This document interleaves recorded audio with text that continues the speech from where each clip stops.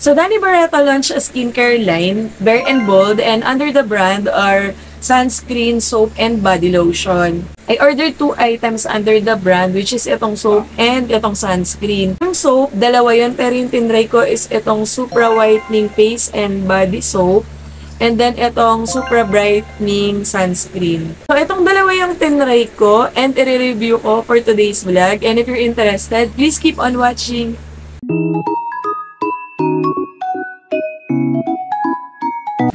Hi guys, I'm Rika G and this is Rika G channel. Welcome back for another vlog, and before I start, please subscribe to my channel and click the notification bell below for you to be notified whenever I upload new videos. By the way guys, meron din kaming FB page, yung Team G Vlogs. Follow nyo kami sa FB page namin. So, for today's vlog, i-review natin itong dalawang product under Bare and Bold na brand. Itong Supra Whitening Face and Body Soap. Face and Body Soap na siya.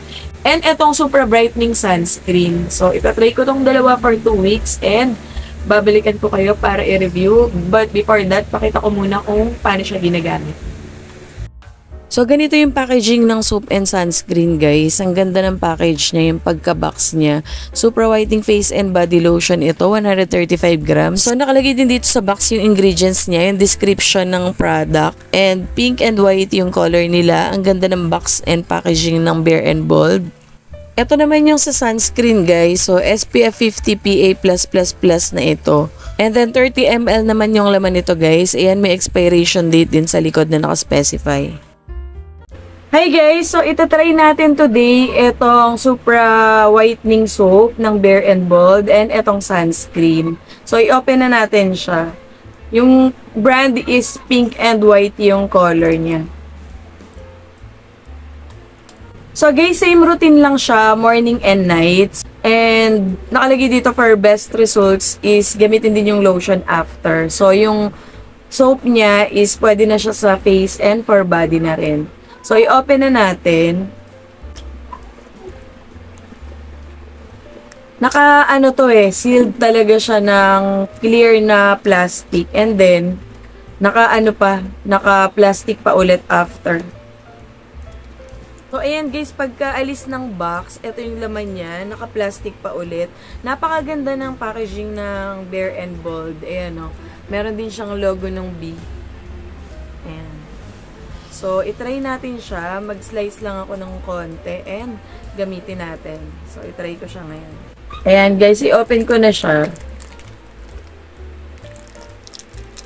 Ang bango ng amoy niya. Powdery yung amoy. Amoy baby powder. So, ayan na guys. Nagbasa na ako ng face.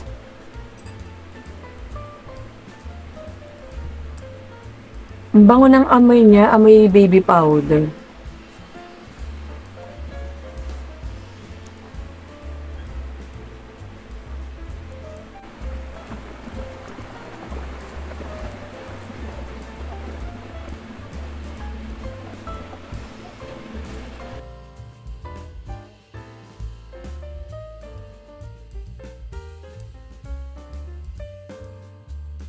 So, ayan na guys, nagbanlaw na ako. Medyo meron siyang konting slight lang na parang nababanat yung face. Pero mild na mild lang. And ang bango niya, and parang creamy and milky talaga siya, yung consistency habang ini-scrub sa face. And pag binanlawan, kitang-kita mo white yung water. And hindi mahapdi sa mukha. So, i-next na natin yung sunscreen. So, ayan na guys. I-next ko na yung Supra Brightening Sunscreen. So, SPF 50 PA+++ siya. 30 ml yung isang ganito. So, try na natin.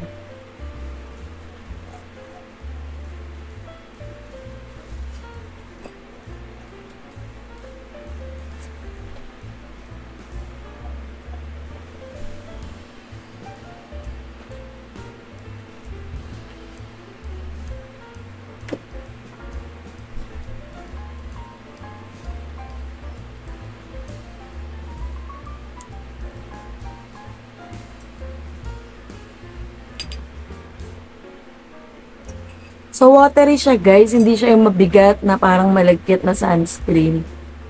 And yung claim nito is parang moisturizer din siya. Pwede siyang i-reapply.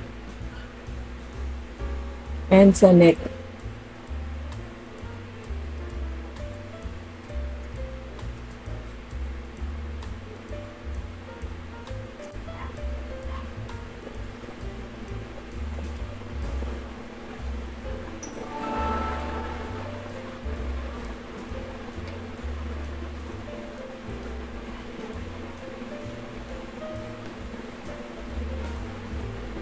So, yung sunscreen niya, wala siyang white cast and watery. So, easily absorb ng skin yung sunscreen. So, i-observe pa natin to. Gamitin ko muna ng mga at least more than a week and i-review natin yung product. So, same lang siya, night routine and morning routine. So, ayan siya. Pagdating sa smell, wala siyang matapang na smell. So, ayan guys, balikan ko kayo and i-review natin after 7 days. Hi guys! Good morning! So, ito ngayon, wala akong anything sa face. Wala akong pinahid na kahit ano. Just the Bare and Bold sunscreen.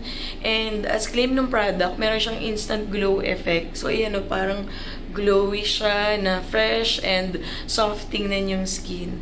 So, let's continue yung paggamit and update ko kayo guys.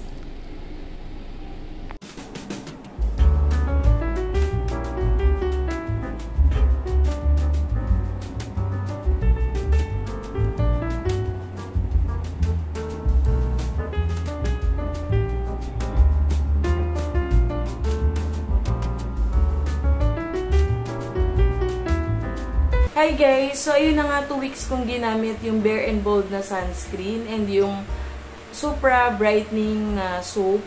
So, yung overall review ko dun sa product is okay siya kasi nakakatanggal siya ng mga dark spots, tapos nakaka-glow siya. Meron kasi akong friend na nakikita kami and then parang napansin niya na glowy talaga yung skin, parang fresh, ganun. Parang bigla siyang, bigla kang blooming, ganun yung dating niya nung sunscreen. And hindi siya heavy sa pakiramdam. Para siyang, naa-absorb ng skin. Pag pinahid, easily absorbed by the skin siya. Pagdating naman dun sa soap, hindi siya ganun katapang. Ang bango ng amoy, powdery, and pwede na sa face and sa body. So, parehas na pwede mo na siyang gamitin. For the price, halos same siya ng price ng mga lumalabas na mga soap and sunscreen sa market. So, yun. Disclaimer din pala, results may vary. So, yung pwedeng naging okay sa akin, pwedeng hindi maging okay sa inyo. So, depende kasi yun sa skin type. Pero I have oily skin. So, that's it for our review of Bare and Bold na product, sunscreen, and Supra Whitening Soap o Supra Brightening Soap. Alam ko meron silang ilalabas na iba pang skincare line. Hindi lang ako sure kung ano yung ilalabas nila na yun. Pero currently, meron silang lotion, sunscreen, and dalawang klase ng soap.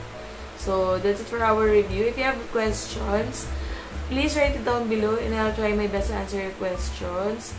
And kung saan din pala ako nag-order, I'll put down the link dito sa description box. Thank you for watching Rika G channel and please follow us on Team G Vlogs. Till my next video, bye!